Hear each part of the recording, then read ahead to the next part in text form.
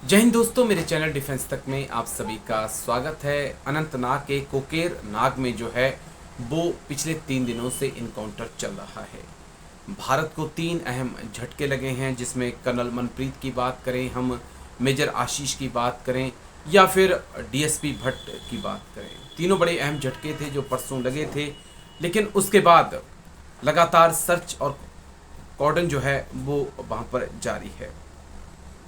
अब समझना ये हमारे लिए ज़रूरी है कि कैसे संभव हो सकता है कि एक साथ में 3 बड़े अधिकारियों की शहादत हो जाए, एक कमांडर, एक कंपनी कमांडर और एक डीएसपी रैंक के अधिकारी।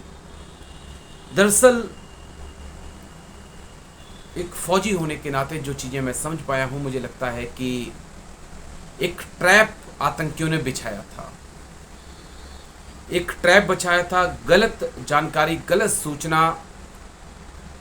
जो भी सूचना देता था आर्मी वालों को, उसने दी और एक अम्बुश लगाया गया। उस अम्बुश के तहत जैसे ही उसकी चपेट में बड़े अधिकारी आए, आतंकियों ने अम्बुश में उन्हें लेकर नज़दीक से फायरिंग कर दी। एक चीज़ ये साफ तौर पे नज़र आती है कि कहीं ना कहीं जो सूचना देने वाला था उसने गलत सूचना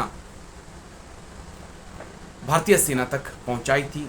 यही एक वो कारण नजर आता है जिससे लगता है कि 3 जो अधिकारी थे वो एकदम से एक जगह पर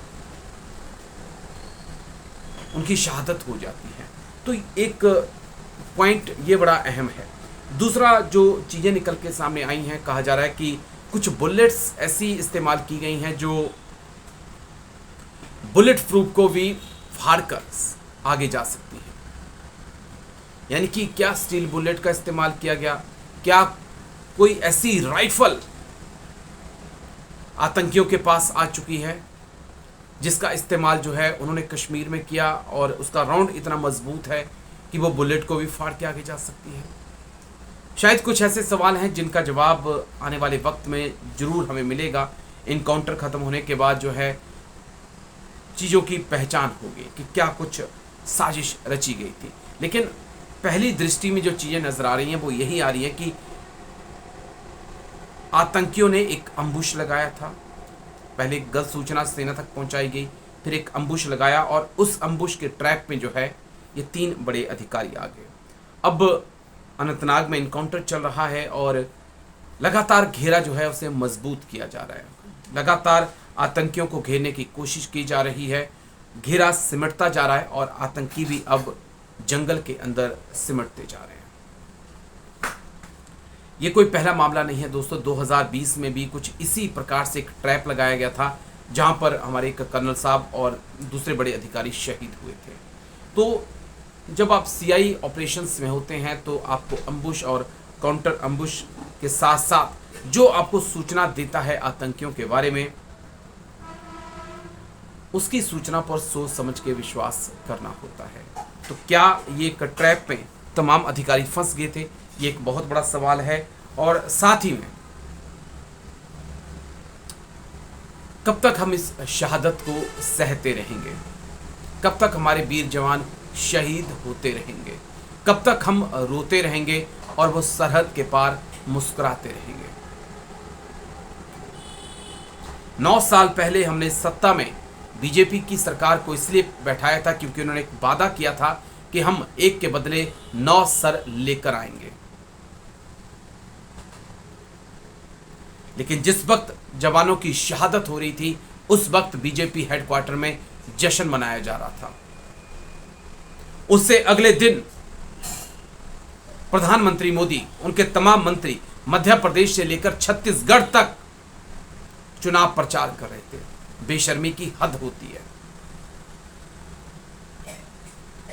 आप प्रधानमंत्री हैं,